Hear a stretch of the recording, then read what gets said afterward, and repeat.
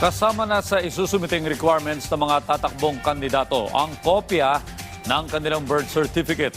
Ito ang inanunsyo ng Commission on Elections para matiyak na lehitimo at tama ang impormasyong kanilang idinideklara sa darating na eleksyon.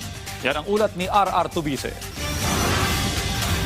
Inanunsyo ni COMELEC Chair George Erwin Garcia na sa kauna-unahang pagkakataon, kinakailangan na magsumite ng kopya ng birth certificate ang mga kakandidato bilang attachment sa kanilang Certificate of Candidacy. Ito ay para sa 2026 barangay and SK elections at sa mga susunod pang halalan. Layunin nitong masigurong lehitimo ang edad at citizenship ng mga kakandidato. Gusto po namin na ang lahat ng kandidatura ng mga taong magpapile ng kanilang candidacy ay may kaakibat o nilalaman o may kalakip na birth certificate.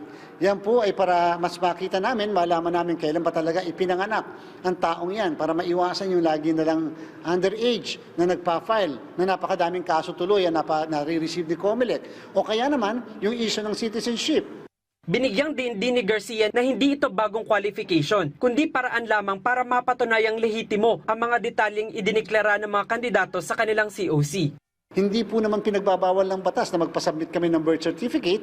Di ba marapat lamang na patunayan kung kailan ka talaga pinanganak at ano ang citizenship mo sa pamamagitan ng paglalakip ng birth certificate. Dagdag pa niya, iba ito sa mga nauna ng pinawalang bisa na requirement tulad ng drug test na idineklarang labag sa konstitusyon ng Korte Suprema. R.R. Tubise para sa Pambansang TV sa Bagong Pilipinas.